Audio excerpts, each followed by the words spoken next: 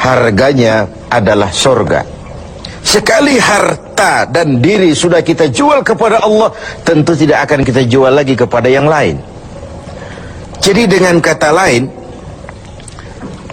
harta itu apa? Semua bentuk materi yang kita kuasai. Uang, tanah, kebun, pabrik, dan sebagainya.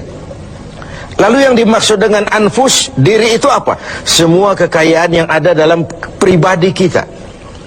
Konsep, pikiran, ide, wewenang, jabatan, kemampuan, skill, itu semua anfus.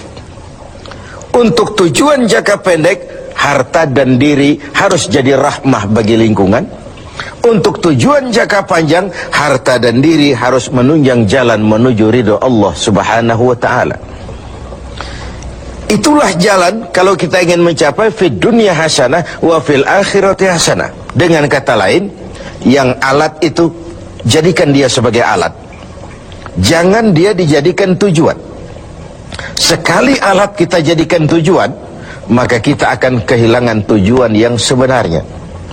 Begitulah sang waktu sering menggeser alat menjadi tujuan. Tujuan kita adalah kekuasaan, tujuan kita adalah kekayaan, tujuan kita adalah popularitas, tujuan kita adalah menghimpun segala macam kekuatan. Padahal itu cuma sekadar alat untuk mencapai fid dunya hasanah wa fil akhirati hasanah.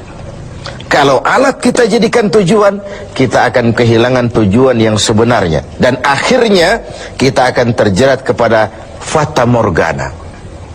Kita sangka itulah tujuan itu. Kita sangka kita sudah sampai kepada titik yang kita tuju, padahal cuma pandangan yang menipu saja. Akhirnya kita terjerat dalam arus siklus yang berkali-kali diperingatkan oleh Al-Quran. Alhaakumut takatsur. Kamu telah celaka lantaran berlomba-lomba menjadikan alat sebagai tujuan. Berlomba-lomba menjadikan alat sebagai tujuan.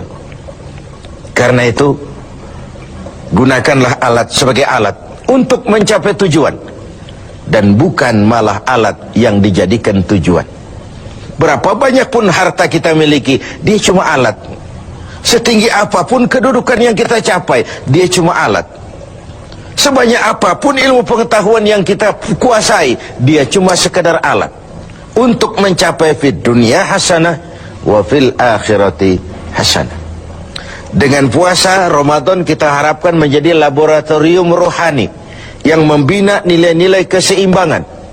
Sebab kalau tidak ada nilai keseimbangan, akan pincanglah gaya hidup kita. Tidak mustahil kita terjebak pada materialisme, hedonisme yang pada akhirnya lagi-lagi mengantarkan kita kepada fata morgana.